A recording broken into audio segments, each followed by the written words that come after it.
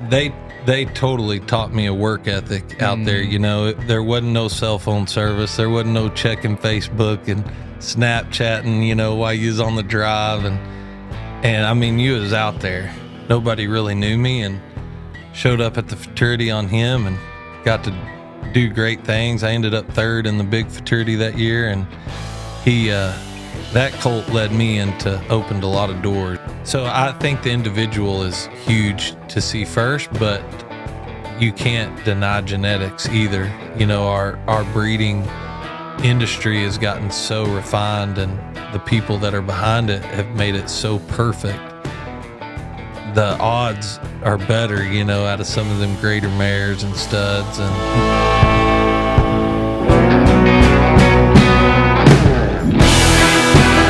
welcome back to the Wealthy Cowboy Show. Today we have a cutting horse trainer on, Kody Porterfield. You've probably seen or heard of him. I know him from the junior rodeo days, and before he was a cutting horse trainer, and he was just always a big bulldogger and team roper and calf roper and all around cowboy. And you probably didn't think we'd ever be sitting here on a podcast back then, did you? No. You probably didn't think you'd be a cutting horse trainer either. That's exactly right. Not then. Yeah, those were growing up. You grew up in West Texas, so you were out there in the AJRA country, and we had to travel to those rodeos, but we were at the same rodeos, and you were just an all-around cowboy. You did, I guess, all the timed events, and you did some of the rough stock when you were a kid, huh? Yeah, when I was a kid, I kind of outgrew it, obviously. But my mom lied to me. She said I roped too good to ride bulls, but turned out that was a lie. Yeah, and it's funny because you were buddies with Aaron Lyde, and he's a little bitty guy, and he was true all around cowboy. I mean, yes, every sir, he event. was. Yeah, that guy could. Well, I tell you what, he's the reason I started cutting. Yeah. When we got into high school, he beat me in the all around a couple of times, and I thought, dadgum, there's no way to beat him because he'd win the bull riding, the bronc riding, the bareback riding, and he'd do good in the calf roping, the team roping, the bulldogging, and he'd cut. And I thought, well, what's that cutting? And that's who got me into it right there. Yeah, just a little competition. Yeah.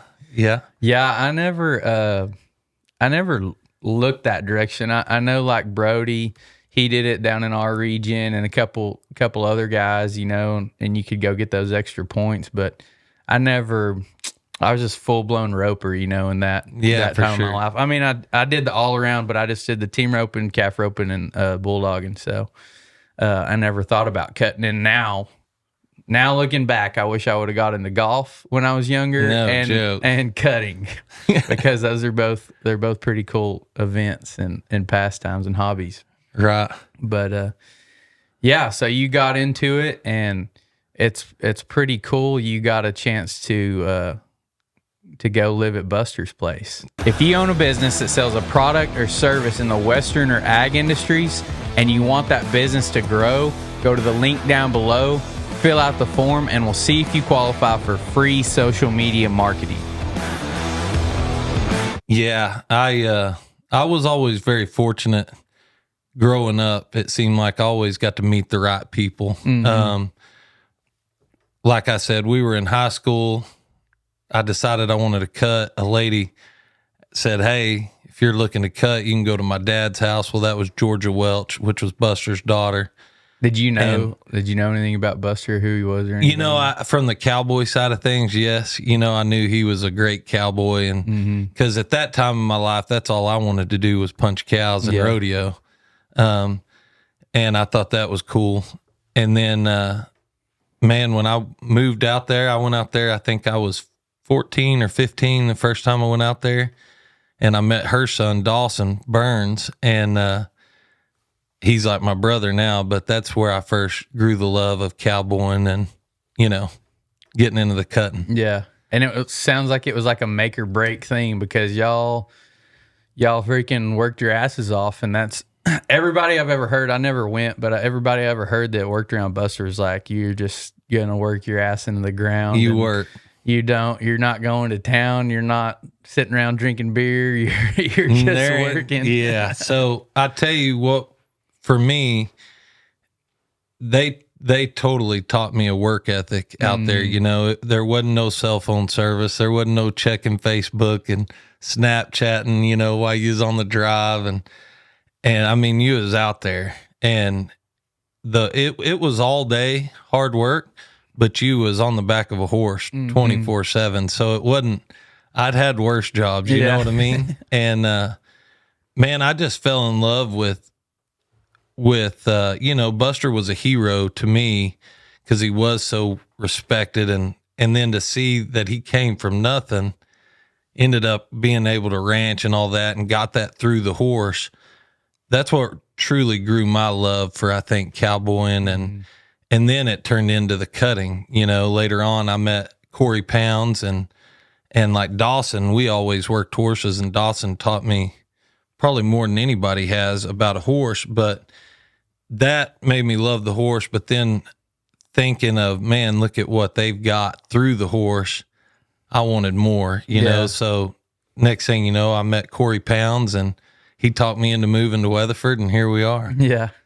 I think it's cool to see that progression, just coming from my side. You just from the ranching background, you ranch on them, so you learn how to do the job, and you learn that you're gonna cut the cows off the calves and sort dries off and do whatever. And that's where you learn this cow horse, this cutting deal is doing a job. And then it's cool that like that was like Buster's progression, like ranching and then just refining that a little bit and taking it to the show pen, and then you get to do that, and it makes it real relatable, I think, to know that why you're doing something like that. Oh, 1,000%. Yeah. No, and it's a tough lifestyle. You know, Buster always said you couldn't just give a little, you had to give everything if you wanted to be great at it. But it is a great lifestyle. You know, we love it. That NCHA's given me everything. So yeah, like I said, I have a lot of respect for that, because I never thought of the cutting or cow horse. I just, you know, straight thought about roping and rodeo all the time, and then cowboying. And then once you do more cowboying, you kind of see the things that the cutters and stuff are doing, and you can put that into your horses, or you're getting some of those rejects and some of that same line of horses that y'all are using in the show pen. So it's very closely related, and maybe a lot of people don't realize that, but it's very, I mean, that's where it originated, you know? Yeah. And that's why you do, to me, cowboys just have that in it. You know, it's a job that they do every day, all day. They know cattle so well. And Buster used to say, if the more you follow a cow, the more you'll learn about it, you know? And I think that's so true. It's easier to pick it up if you've been around cattle your whole life, you know? Yeah, I think, just doing it. I'm in the industry. I don't know how much it relates, how much you can relate to, but like in my mind, I would think, I'm sure you have just green city people coming into the industry and want to ride cutting horses or whatever, and it's probably tough to teach people. But if you get a guy that's sorted cattle and been around cattle his whole life, I'm sure it's a pretty easy transition, kind of like how you progressed. Oh, 1,000%. It's just like you said, the experience of doing it. Like, you kind of know where you need to be, whether your horse can get there or not. I mean, maybe you're riding a colt and you can't get over there, but you know you should have been over there to stop that cow, you know? But I think it's super relatable. And then just like the experience, you just got to go do it. And same with riding a colt in any discipline, or getting horse trained in any discipline, is like, just go ride the horse, and you're going to make them better. Yes, sir. And give them a job. Yeah. And we get stuck a lot. I mean, I do it too, of like, oh, I need this bridle before I can make this horse good, or this saddle, or this certain situation, or the ground needs to be better, or whatever. It's like, no, Buster was making those horses out in the pasture, you know? Yeah, 1,000%. And you can, as long as you go ride them, you can go make them better. Yes, sir. For sure. So how long were you out there at Buster's? So I went out there, like I said, when I was 14 or 15, and then I was out there on and off for the next 2 or 3 years because I was rodeoing. And then when I turned 18, I really went rodeoing and did that. But I was kind of in and out, And then that's what I was wondering, how that looked like. You worked, and then on the weekends you go to rodeos or something? Yes, sir. Did y'all rope any out there? I would drive into Snyder and rope some. A good, I had several friends right there. It was a hike to get in there to practice, but then I was mainly bulldogging and I wasn't roping too much. So I would just load up and go. And like I hauled with them roughies, most of them, Aaron Lyde and all them guys. So that was easy. They'd pick me up in my car on the side of the road and we'd be gone. But yeah, that's pretty much what I did for a few years. And then my best friend, Reagan Walker, before he was killed, I rodeoed with him, and that helped me in a different mind perspective, of things. And I think he's what made me want to go do more than just be a cowboy out there. Cause at the time I was ready to quit and just go back to the ranch and be there. I loved it out there. And then I met my wife, and that kind of changed things too. I knew she wanted more, and she grew up on a ranch her whole life, and I knew she wanted more, so that's really just what set it off and started the grind. Yeah.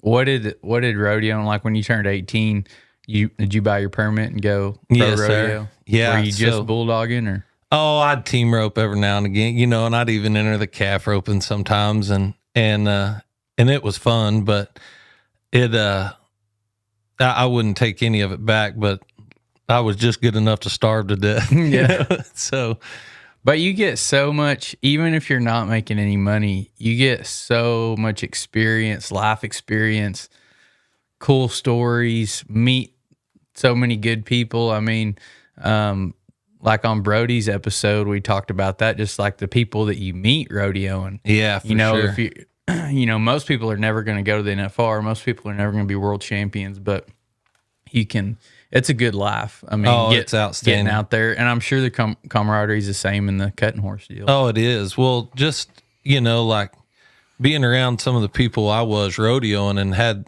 I was blessed to be around them. They were winners, and they did things different than I was used to being around. And when I picked up on that, I thought, okay, I can do this, but what do I really want to do? Well, my love then was horses and cattle. Well, I didn't like being gone 24/7.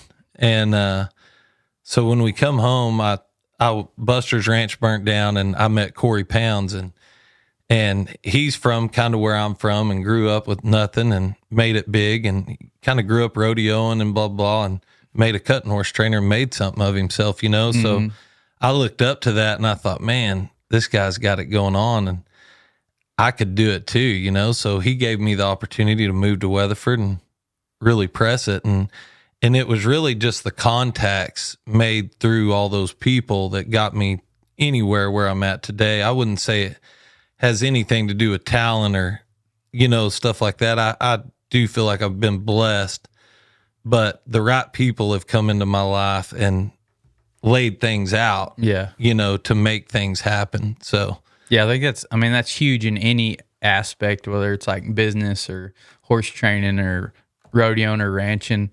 I think it's all about the people and finding the right people to follow and be around and give and get advice from or whatever. Right. It's definitely all about the people Totally.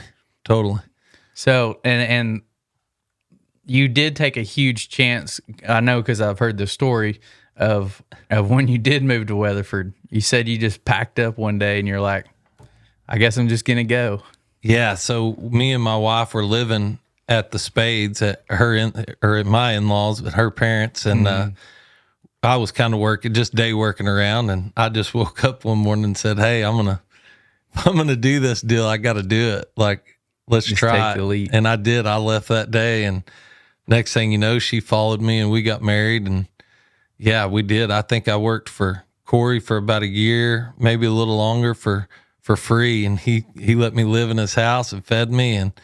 and he got me a job, and I went to work for Taryn Rice, and that's what really kicked things into overdrive. You know, Taryn taught me how to win and how to be better as a human, first of all, but to be a better horse trainer, a horseman, how to make it work, you know, and that's where my life changed right there. And that's when I really said, okay, this is what I want to do. This is what we're going to dedicate ourselves to. And yeah, here we are. What was your entry level position like? What did you move down there? Were you riding colts for them, or were you loping or cleaning stalls? Or when I moved to Corey's, he was letting me work some 2-year-old. You know, I'd do whatever. It didn't matter if he needed a horse loped but he would let me work a lot of 2-year-olds, and he helped me a lot with the basics, because honestly, I was green. I knew a lot as far as, you know, about a horse and a cow, but I didn't understand the horse training aspects. I was used to riding 2 or 3 colts a day, where now we're got to ride 20 of them, you know, or whatever the number was.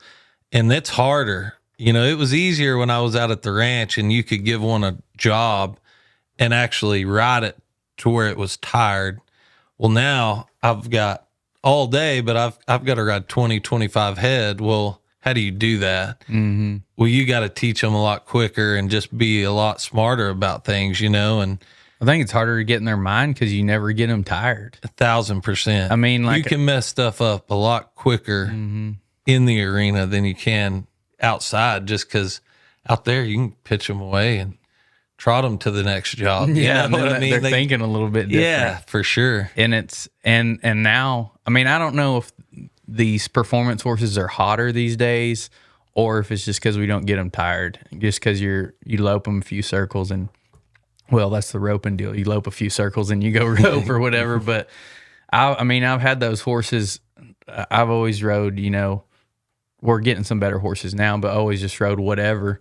And some of them were pricks, and some of them might stay tied for a few days and get worked on every day. And about the third day or something, something starts clicking, and they're like, you crack them then, and then they're just a whole different horse after that. Yeah, totally. But y'all are having to kind of figure out a different way of going about it to get through those numbers that you got to do. Yeah, for sure. Well, and that's what I learned. Like, Corey taught me that slow process of being consistent and, you know, having a great work ethic and staying with them all year long to make them where they're trainable as a 3-year-old, you know.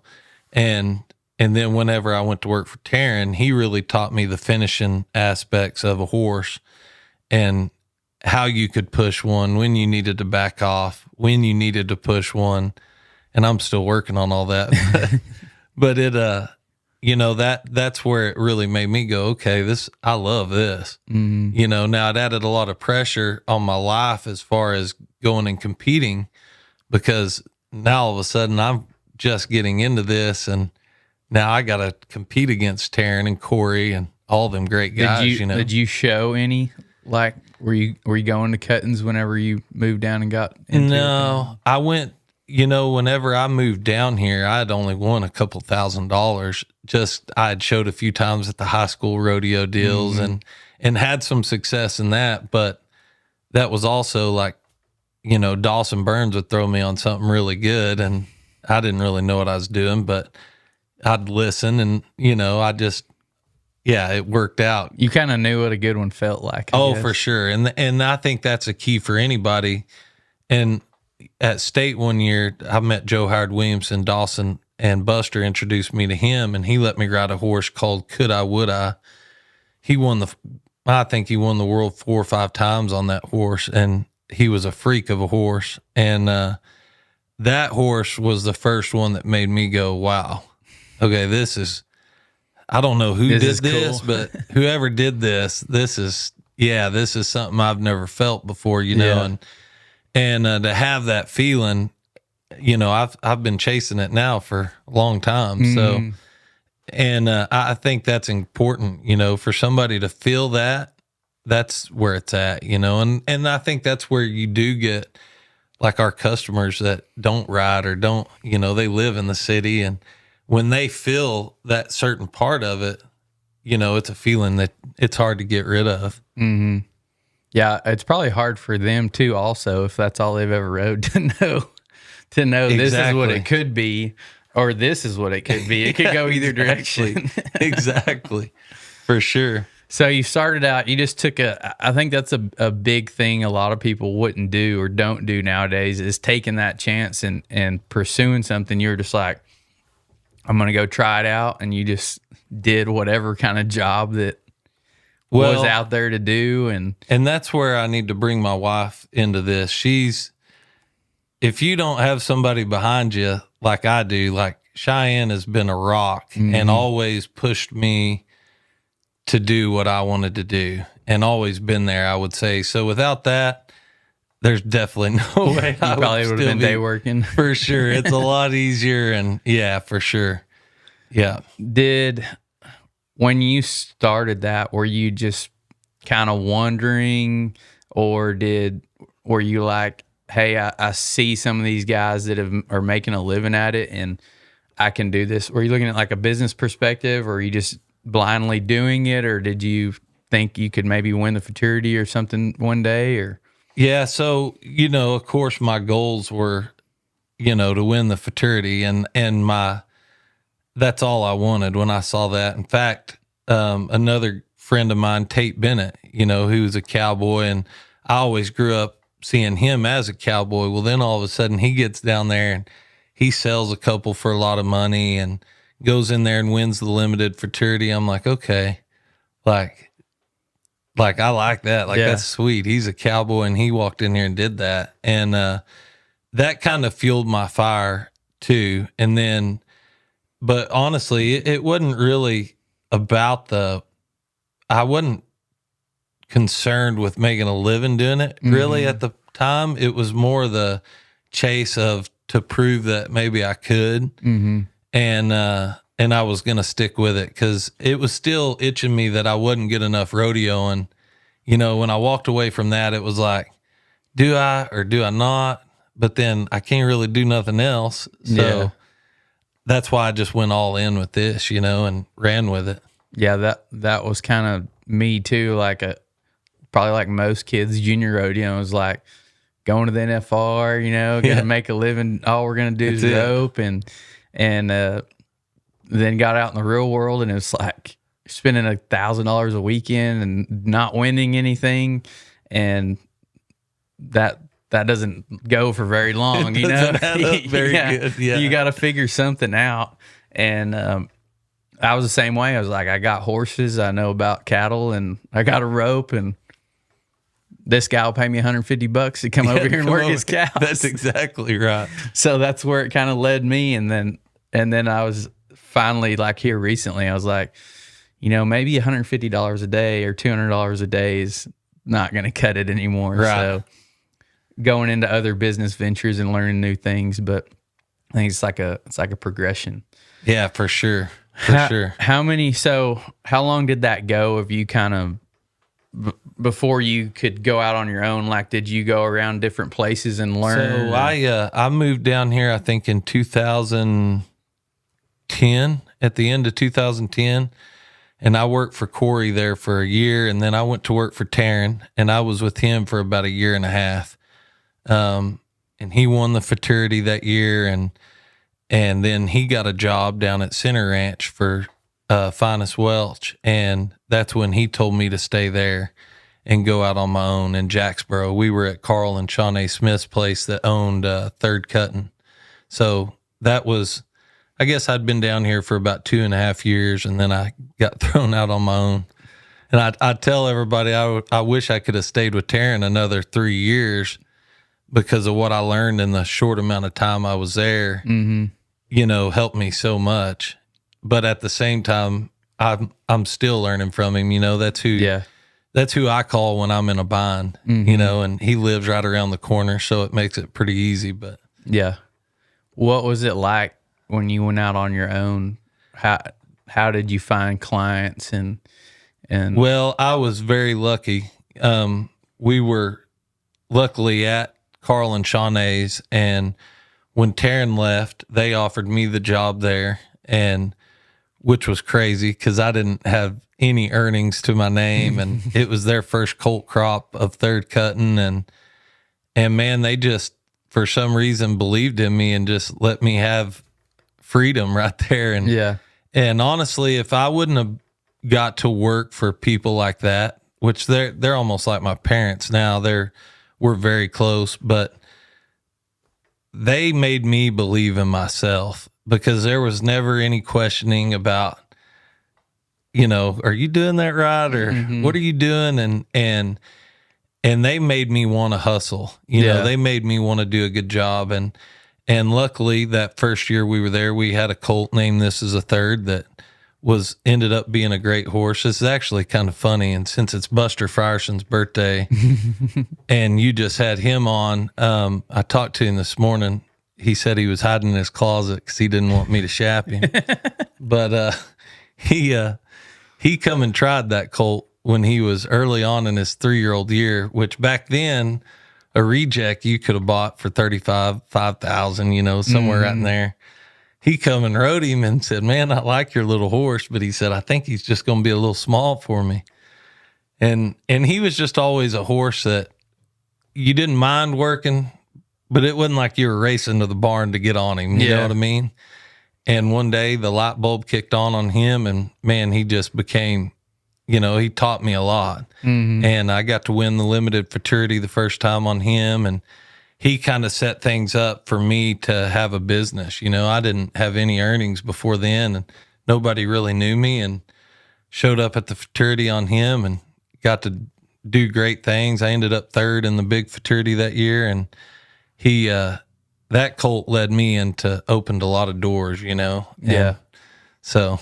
Oh, I'm sure you said like they gave you a chance, but it was because of your work ethic and your attitude. Yeah, for sure. And, I think that gets you very far in any part of life. You're going to get more opportunities if somebody, sees you have you're going to put out some effort, and you're going to not be bitching all the time doing it. And that's what I see. I'd rather work with somebody that I had to tell to, point, they didn't have any experience. I had to tell them how to do every job, but they say, "Yes, sir." And they do it, and they go do, as good as they can. Yeah. That's worth more than being around somebody that drags their feet and like, "This sucks," or whatever. Oh, it does.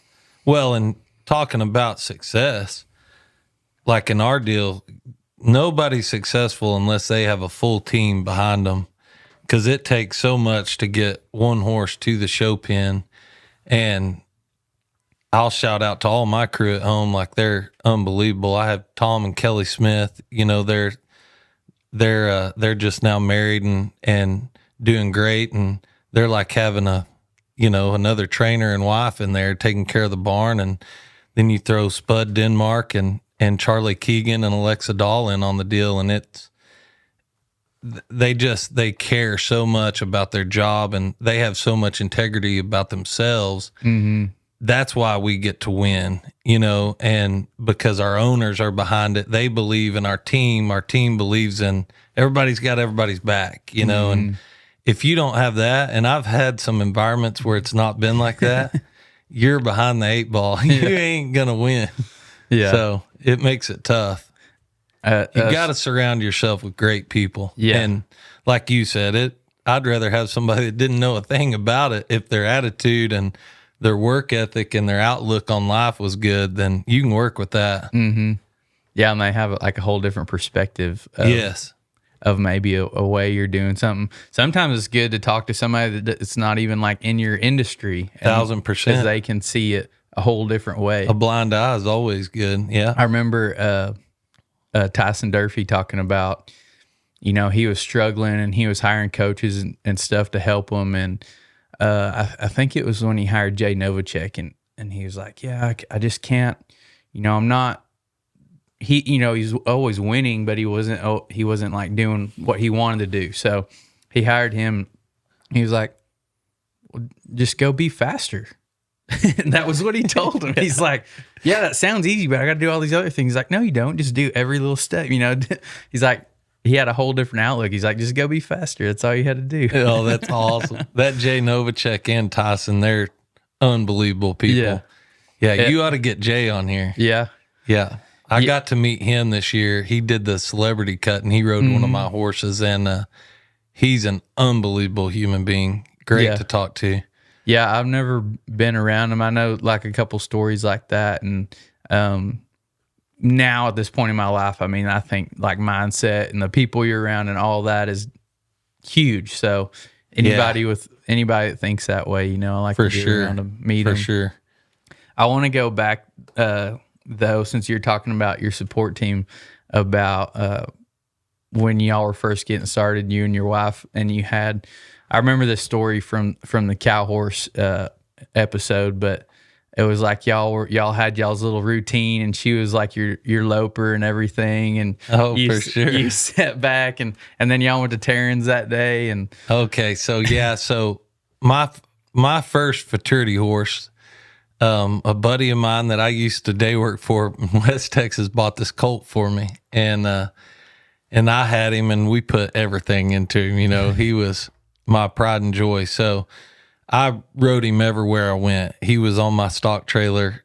It didn't matter if I was going to the cafe, he was with me. Well, I had been bugging Katie Rice, who I kind of grew up rodeoing with, as Taryn's wife, which then was Katie Adcock. Well, I knew they were married, you know, and I didn't know Taryn all that well. And I knew that I needed to get around somebody better that could teach me what I needed to know. I knew I was just smart enough to know that I didn't know anything about all this. And I loved his style, you know. There was something about it that was still cowboy, but like had a style that I wasn't used to seeing, a finesse about it. So next thing you know, I bugged her on Facebook. Hey, I need Taryn's number, blah, blah. Well, I kept texting him. Well, finally, he's like, yeah, come on up, you know, and it's like August. It's hot. I'll never forget. And he's like, just be there around 2. Well, we had been starting, you know, at early as can be. Well, I thought he meant 2 a.m. So I'm like, 2 a.m, you know, to make sure. And he's like, no. He's like, after lunch. So I'm like, who the hell works horses after lunch in 108-degree weather? You know, they're already sweating just standing there. Oh, well, you know, I want to see what he's got going. So we show up, and he's nowhere around. He pulls up in flip-flops, like swim trunks. He's on a 4-wheeler, and he's got a 6-pack of beer. And I thought, what is this? Like, he thinks I'm joking. Well, my wife gets out. We got the horse all brushed up. You know, we look like we're at a show. We boot him up, and she's loping around. He gathers some cows on this 4-wheeler. All right, I'm telling on him here. He just runs a couple up in a babysitter, and we lope it around. And this was our everyday routine. Like, she loped him for so many minutes. I mean, we were strict about. What were you doing while she loped? Were you sitting there just looking at Facebook? I guess, yeah, just sitting there probably nervous, thinking about what bridle I was going to work him in, you know. Well, Taryn's like, hey, are we going to work this horse, or are we going to lope it to death? And I'm like, well, you're right. Probably I'll get on here and work.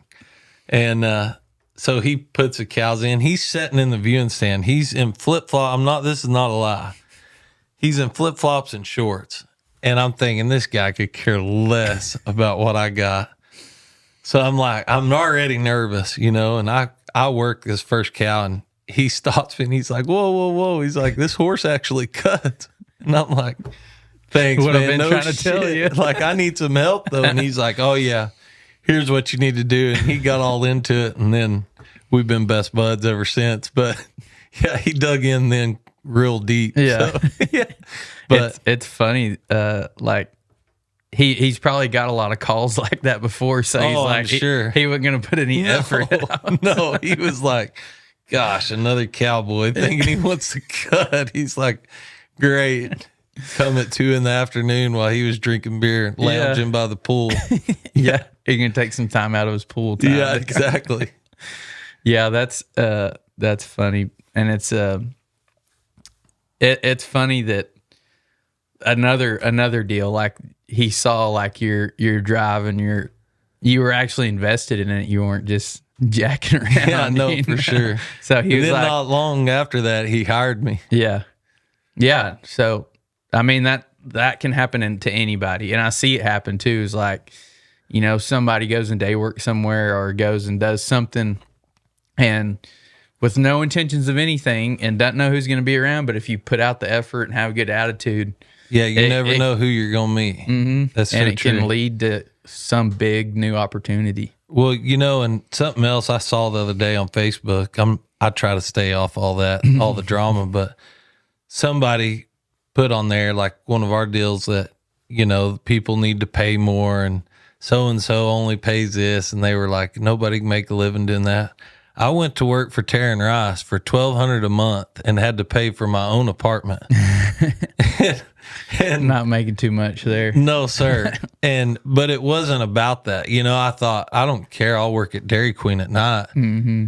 Because the knowledge I knew I was going to, and I did gain from that, changed my life. You know, I mean, yeah. Now we have our own place and have our own business, and Taryn gets to come work at my place now some, you know, and if you would have told me that then, I wouldn't have ever dreamed of this. But like, I encourage people, like, go after what your dreams are. Leave them, like, if you're full steam ahead on what you want to do, go surround yourself with the people that are the greatest at it. And somehow, if you have the drive and all the stuff, you'll somehow be eating at their table one day, you know, and I believe in that. Yeah, it'll monetize eventually. Yes, sir. And I think it's hard to see that opportunity because I remember when I graduated Tarleton, and you know was looking for something to do. There was, you know, these jobs posted of whatever they called it, but go work for a horse trainer and it pays like $1,500 a month, and you get a cabin to live in or something. Right. And I'm like, at this point, I'd already, you know, day worked a little bit, and I was like, I can go work for 10 days out of the month and make that as opposed to work 30 days. You exactly. know? So, but I also didn't want to go be a horse trainer. You know, if somebody wants to go pursue that, you know, then that will look a little bit differently. But now, like, if I want to learn something, I realize that, like, if you can learn and earn, that's a huge privilege. Yeah, crazy. I agree. But most of the time, you're gonna pay to go learn that 1,000%, because it's valuable to go. If you're gonna be in a horse training environment, you can learn all that stuff and then go out on your own years down the road and just turn into that person that you're modeling yourself after. Yes, totally. I mean, I think that there's trainers out there probably that don't want to give that knowledge up, and they may just want you to clean stalls or whatever and shut up and whatever. Right. But if you can get around the right ones, it will give you some opportunities and kind of teach you. It's whatever they pay you is completely worth it. 1,000%. Yeah, and there are some out there, like you said, that ain't going to help you, but there's so many that will. You know, that was what was crazy to me when I got down here in Corey Pounds. You know, I got to start meeting these guys that I never thought I would have been able to talk to. Then they're like, yeah, come over, you know, I'll tell you what you're doing wrong, you know, and they will, you know, they love somebody that has the drive and the love for the things that they love. So I think it's very much so. Them guys will open up. The great ones will open up and teach somebody if they're put in the work to be taught, if that makes sense. Yeah, if they're earning it. Yeah, earn it. Yeah. And like we talked about that on Buster's episode, on the first episode, was, you know, nobody, like, all the negativity and drama and hate and stuff, it's never from people that are up there at the top or probably even above you, you know.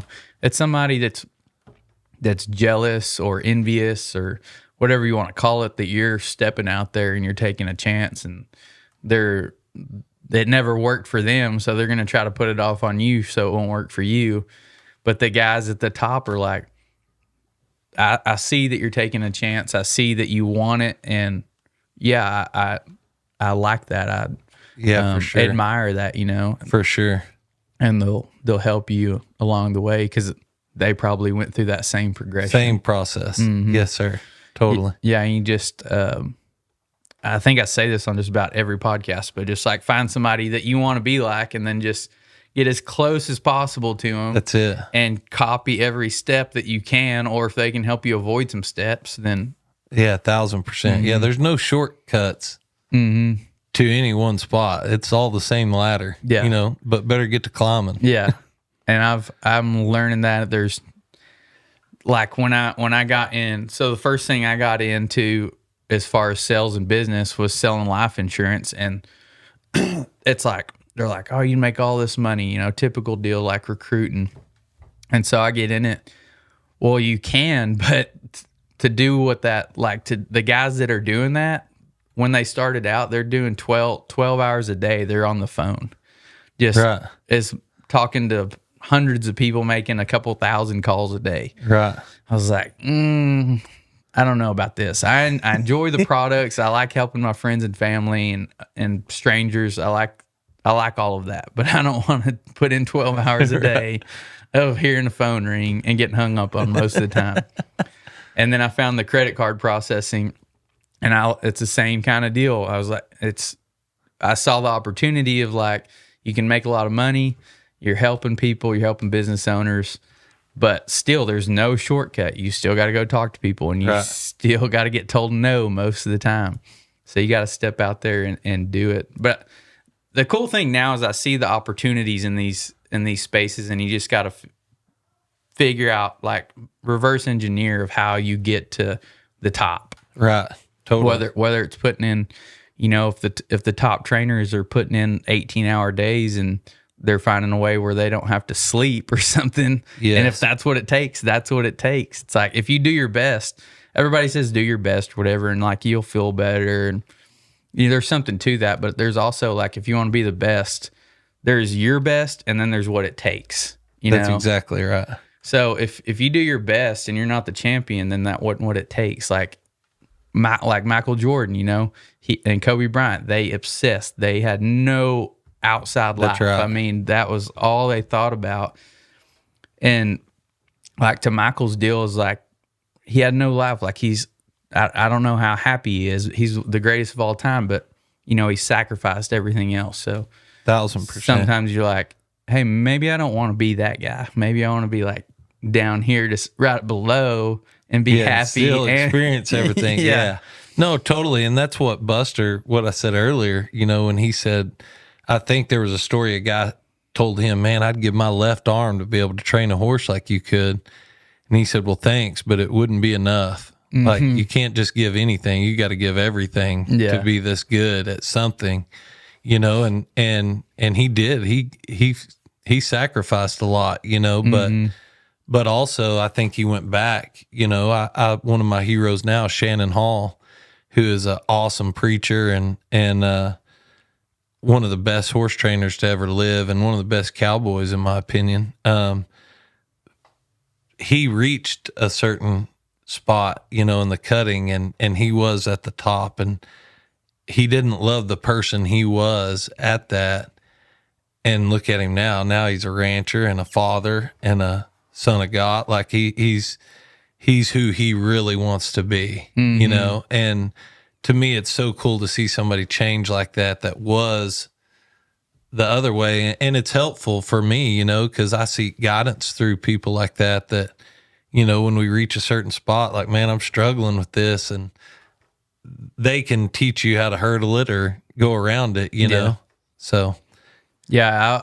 I don't know if you've ever done it. Like, I think you got to, envision yourself, and I've done it at like events and stuff, but you stand there and you close your eyes and you picture yourself beside you, and like, as your dream, as your ideal self, like, what are you doing for work? What are you doing for hobbies? What's your family life look like? What does your body look like? I mean, all this stuff, and envision all that. Envision your perfect day, your dream job, all this stuff, and then just reverse engineer that back to. That's right. What is that going to take? And it's like, if your dream life is sitting on a beach somewhere every day drinking margaritas, maybe need to find some passive income somehow to where you can do that. Exactly. Or if you are doing that, you're probably not going to be like a big overweight person. So you probably picture yourself all tan and in shape and stuff. So that requires going to the gym and getting out in the sun. So you got to start doing stuff like that. So like my perfect day is, maybe working some cows, like day working or something on doing something fun with my friends, and then roping a little bit and maybe talking on the phone, making some business deals. That sounds pretty awesome to me. And it's different for everybody. So I try to live that now as much as I can, and it's what I keep working towards also. And you can kind of change how you do that, the more money you make and all that. But right. I think, you just, whatever it is right now, I think you just start working towards it. Right. Totally. Whether that's, if it's something that has to do with money, getting a different job or starting a side hustle or a second job, or, maybe your job's not going anywhere and you want to be a horse trainer. So I would say go quit that job and go work for Porterfield Performance Horses. Or whoever it is, right. Just start working towards that, and not just living your life in quiet desperation. Totally. But I want to get into a little bit. So this show's a little bit about business, a little bit about cowboying. So I want to get into the business side of your horse training deal, because I've done a little bit. I've never made... it's always been a side deal. We're riding horses, so try to make some money off of them somehow. Ride outside horses that I've always just rode, 30, 60-day colts, and y'all's level, y'all get to ride the better end horses a lot. And then we're always buying some, riding them and selling them. And I want to know what does that look like? How many do you have to ride? What are you charging? What does it look like when you went out on your own? What were you trying to accomplish? Were you like, if I get 10 horses at $1,000 a month, I'm going to be doing good? Or yeah. So whenever I first went out on my own, I think I had 4 or 5 outside horses, and which was a little scary. And the numbers slowly picked up, and then and it was doable. We dang sure had to watch what we were doing, but I think when I started, I was riding them for $1,000 a month, and I think I had 4 or 5, and then it jumped up to 10 or 12, and then next thing you know, you're riding a bunch. But as far as the numbers go, you can honestly, the overhead stays the same as the numbers go up, because the more numbers you get, the more employees, the more feed, the more shavings, the more cattle, the more shampoo. So you're not just making more money on every horse. Sir. Yeah. Honestly, a perfect book for a horse trainer would be about 15 head of horses. And in my opinion, what is that? If somebody had 15, what do you expect as far as employees? Is that just you and one person, or could you do it by yourself? I could do it with one person. With 10 to 15, I say a person every 10 horses about, that, the only thing that the numbers get you out of the deal is hopefully if you have a big enough average, you can pull a special one out of there, and our deal today, it gets crazier every year, but it's so tough. The competition and the horsepower has gotten to such a level that we are riding some of the best horses in the world, don't get me wrong, but it's hard to find one that special to win in our deal, if that makes sense. They can be great horses, but not good enough in our deal. And that's what makes it tough. And the money too, there's the customers and the money that have come into it now have made it to where it's a huge business, for breeders, trainers, showmen, whatever it may be, because they're paying a lot of money for these top prospects, and it's hard to find them. There's a bunch of them out there, but boy, they're not for sale and they ain't cheap. How do you balance, you, like you said, you gotta you gotta get that good one in there to go win.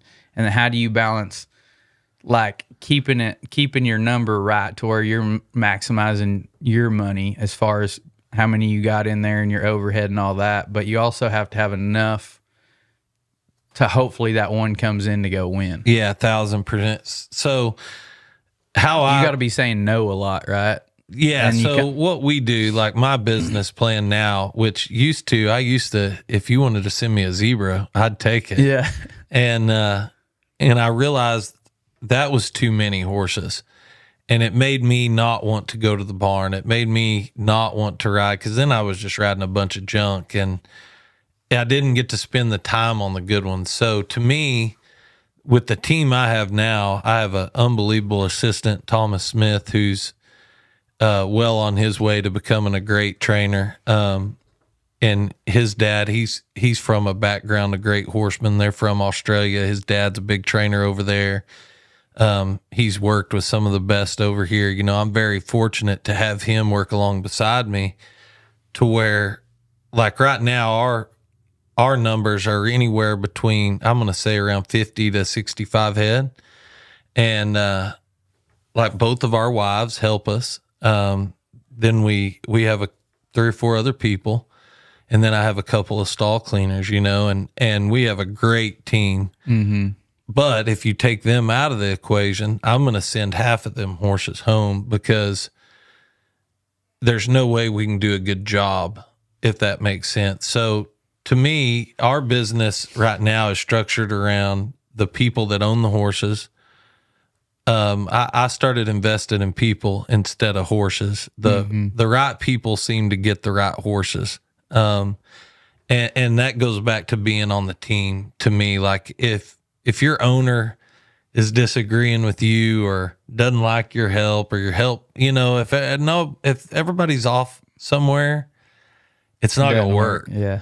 And Paul Hansma helped me with that too. You know, a long time ago, he said, focus on the people and the right horses will come. Well, luckily we've been blessed with that. And, you tell those, like, for a customer that owns cutting horses, is it pretty much, you're like, say it's somebody new that has a lot of money. You're telling them up front, like, hey, we'll go spend a couple $100,000 or whatever, buy 2 or 3 horses or whatever, and you're going to be paying me this much, and we may win.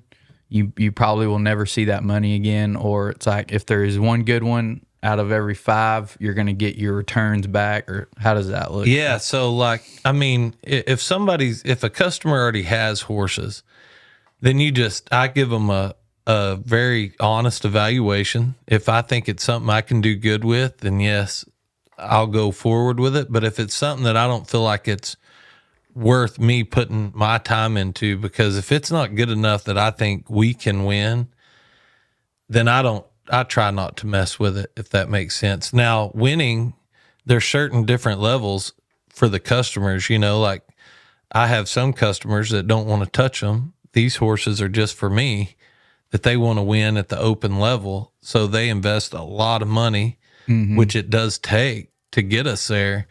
And then there's some people that don't ever want that. They want to compete down here at the lowest level because they like being involved, and they like being down here, and it doesn't cost as much. So wherever that person's goals are is how I determine how I structure our relationship in the business, you know? Yeah, it's big time customer service. I mean, you gotta make them happy, whether they're trying to win it all or go in the weekend shows and ride them themselves or whatever. Yeah, 100%. Do you take people into like amateurs, non-pros or whatever? Yeah, so we've got, and I try to keep that at a certain number, just so that I can spend the quality time with the ones I've got. And we have a great customer base right now. I've had most of my customers for a good long while, and yeah, they come over for lessons, and we work at it, and before we go to the shows and stuff like that. So yeah, we do all that from A to Z, really. Yeah.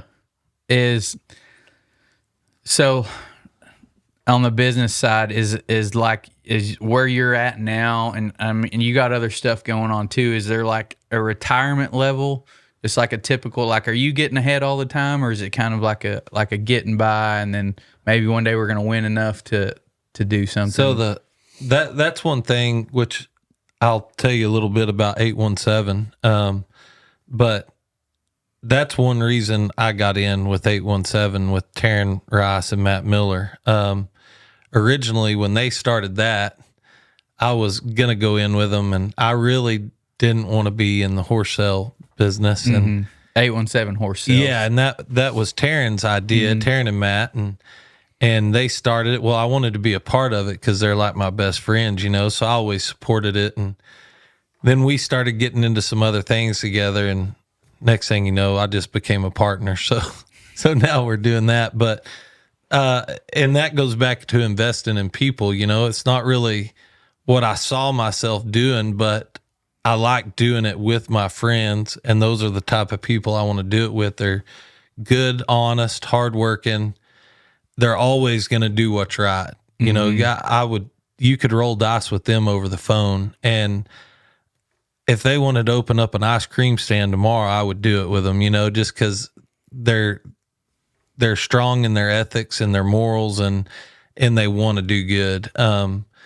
That's why we started doing that, because they've got little kids too, and we want a future one day to where we can step down and say, you know what, I can't ride 50 a day anymore. I can't get out there and ride you 30. Probably don't want to retire to sit on a beach. I mean, retirement may look like Clinton Anderson's deal, riding 5 that you really like. Exactly. No, 1,000%. And honestly, that's one reason we started doing it. We deal with a customer base 24/7 anyways, and buying and selling horses and stuff like that. And two, it's a fun market to be in, know? And do you own horses too?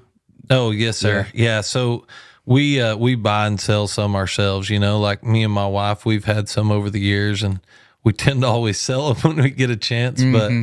But yeah, it's, yes, we do.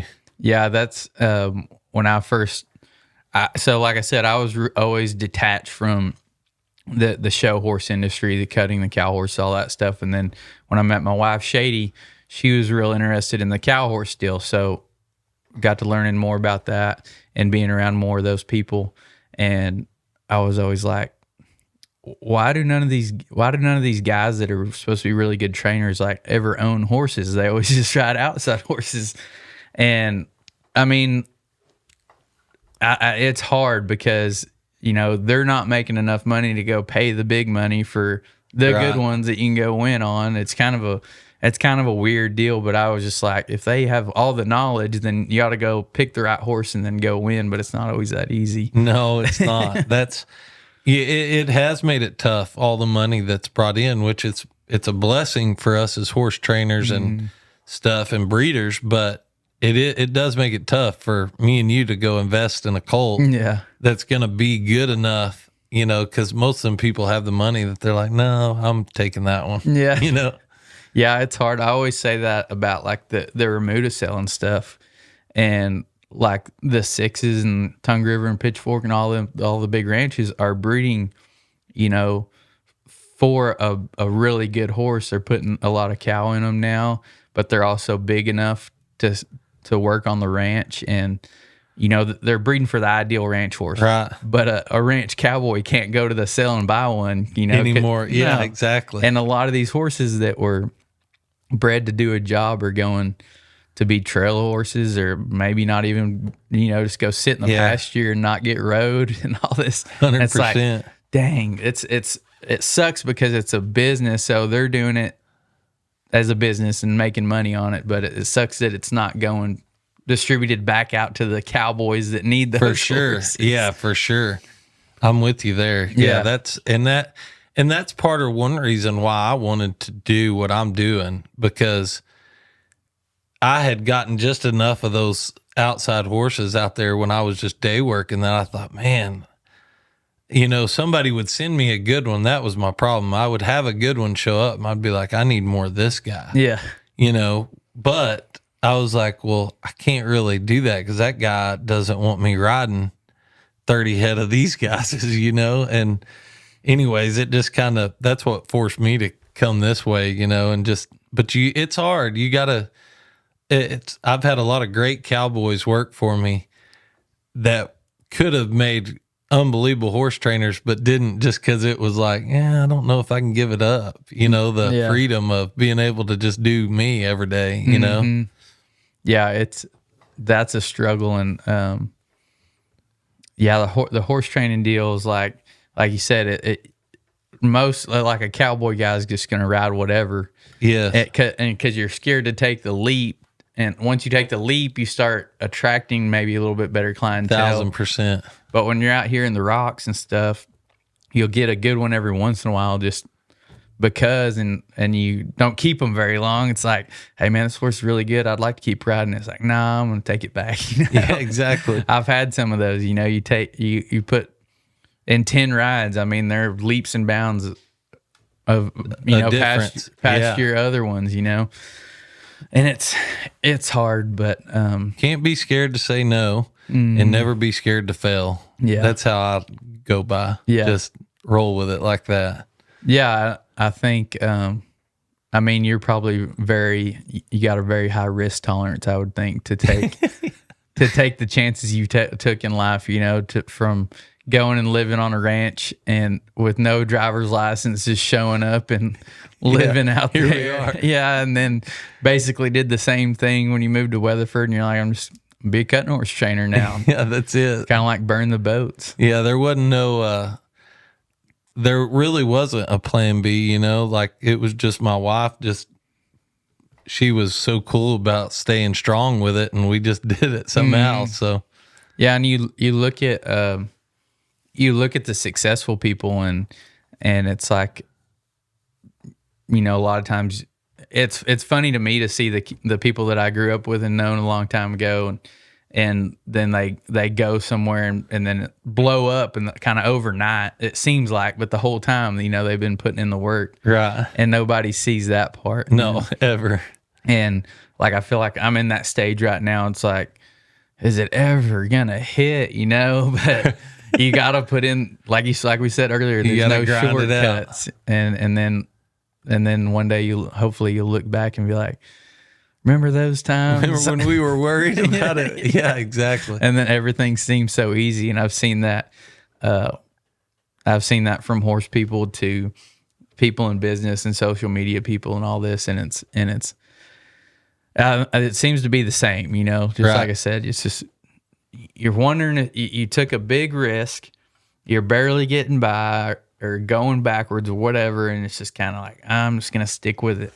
And you stick with it. And then finally, all of a sudden it clicks. It's like those horses that stay tied to the trailer for a couple days or something, you know? Exactly. Yeah. We've talked about a few of them, but if you were to just break down your top 3 mentors you had in your life, who would those be? Oh man. Definitely Buster, before he left. Shoot, there's been some great ones. I would definitely say, man, that's a hard one to answer. There's so many. Well, I tried to give you 3 so you didn't have to just pick one. Shoot, there's so many. I would definitely say, Buster. And then, I would probably say my uncle, Kirk Brock, is one that I look up to a lot and really search out through, like on some business things and stuff like that. And then I would probably say on the horse training side of things would be Austin Shepherd. I think he has great values and he just understands a horse and a cow and the relationship that this sport was based off of, you know, and I think he's just one of the best. So I would say him. Okay. And you talk to those two a lot? still? Yeah, like I don't talk to Austin as much. When we're at the shows, I try to listen more than I talk, but we actually, this is kind of funny. We Snapchat more than we do anything. but I've really enjoyed getting to know him. He's a pretty cool guy. What has riding horses for a living taught you? Patience for sure, and hard work. There's a lot of hard work ahead and a lot of patience, and you can only do what you can't do anything more than what you're setting on, and so it takes a good horse to be the best. And I've been fortunate enough to have a few of those. But it spoils you, when you ain't got them too. So it's just being real with yourself, really.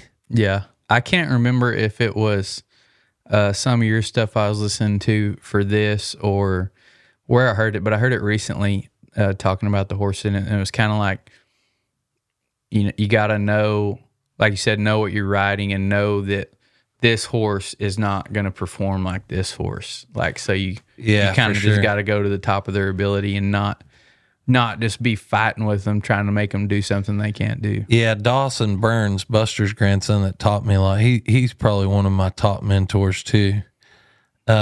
He used to always tell me, ride the horse you're on, not the one you want. and man, you'd be amazed at how many times I've stopped and thought, crap, I went past that. Yeah. But that's a very true statement, Yeah, it's hard for me sometimes when you're riding these different horses. Like you said, you want a badass horse, and I'm starting to rub calves a little bit again, and then also ranch, and you want them to be perfect, but at some point it's like maybe this horse can't do what I'm asking. Right. And it's like, am I not training enough, or can the horse just not do it? It's hard to see that right there. It's like the gray area. Yeah, 1,000%. What's could you narrow it down to one favorite line of horses that you like? Yeah, I like metallic cats quite a bit.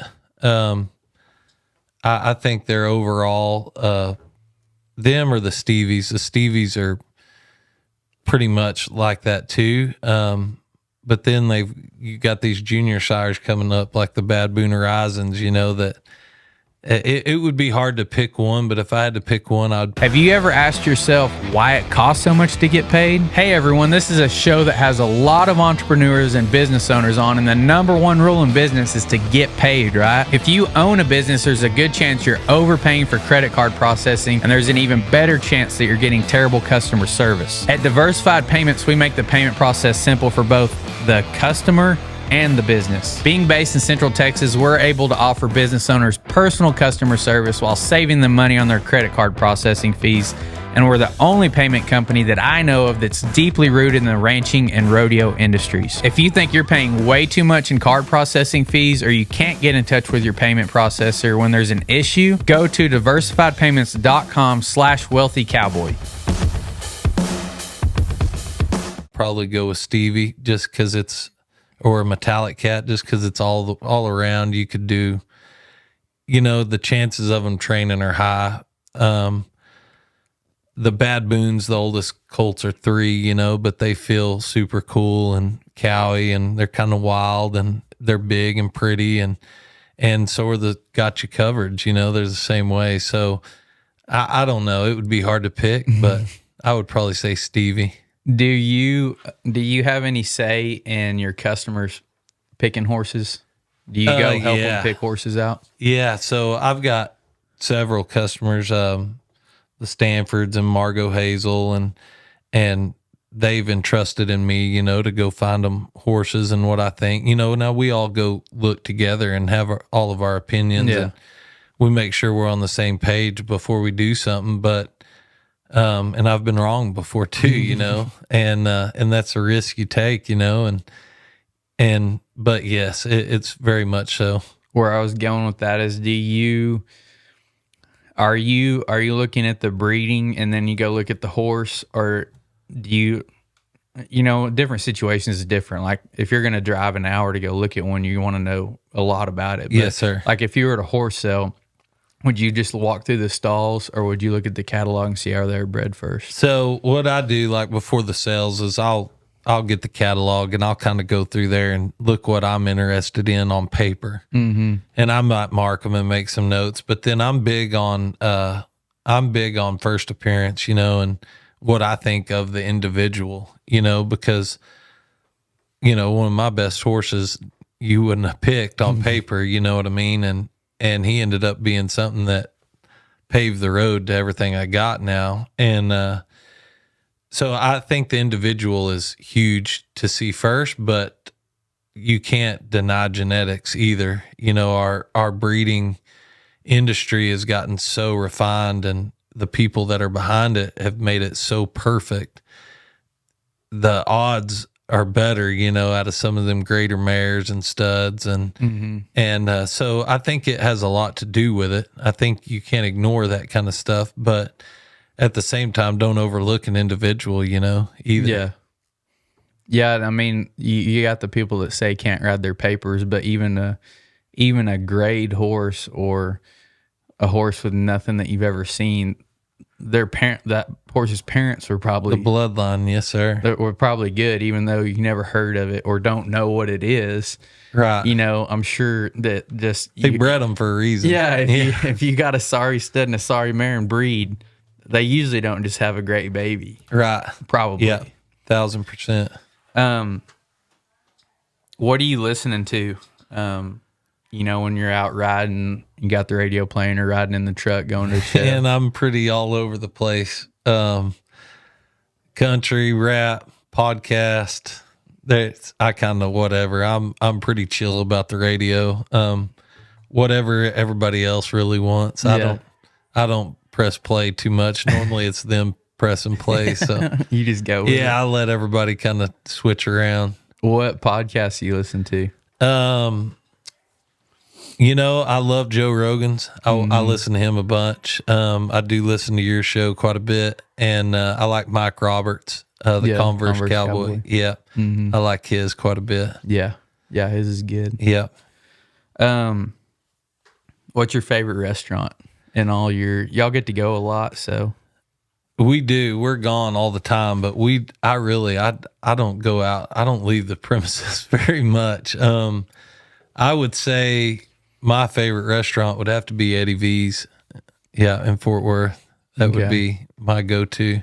It's hard up here when we come, you know, it's a trip to come up here, and then it's like there's too many choices. You got every steakhouse we've ate at's good. I mean, Yes, exactly. You go to Del Frisco's, or we haven't been to Eddie V's, and then you got Bob's, and they're all right there in Riata. They're all right there close. So it's hard to get to them, I know. What would be your hobby outside of riding horses? And I want to relate that back to when I was looking you up and stuff. I saw that you like to do a lot of TikToking, is what you said on one deal. Oh yeah. Oh, there's no telling who I was jacking with that. But I would say my hobbies outside of this would probably just be my daughter, you know, and doing stuff with her. I feel like that's changed and always changing, but it seems like she's getting into all kinds of stuff. So I'm starting to just kind of follow along that path, you know, some. So yeah, that's fun. Lottie is like 18 months now, and it's fun. I know I need to be out being productive, but I really like to be there when she wakes up, you know, and she don't wake up till the middle of the morning, and then, you know, put her to bed, just hang out as much as possible. Like I could just hang out at the house all day and have fun, but I've got to go do other things. Get to work. I know. It's hard. But how old is y'all's now? She's 7. Yeah. So she can kind of come hang out with y'all. Oh yeah, she's kind of wild, honestly. She's free range out there. That's how Lottie, when we hold her up to the horses and stuff, she'll pet on them for a minute, and then all of a sudden you give them a whack or something. It's like, hey, exactly. whoa. Cool. I appreciate you coming on. Oh man, thanks for having me. And does Porterfield Performance Horses, y'all have social media, right? Yes, sir. Yep. Facebook. Yeah, Facebook, Instagram. And then I'm not sure about TikTok, but maybe there's one on there. And then just you, huh? Just you, Kody Porterfield on Facebook. Yes, sir. Yeah. Might have a new client on here. Yeah, you never know. Somebody that wants lessons or wants to put a cutting horse in training that will go win. Try like that. So y'all reach out to him if you need anything in the cutting horse world, and we'll see y'all next time.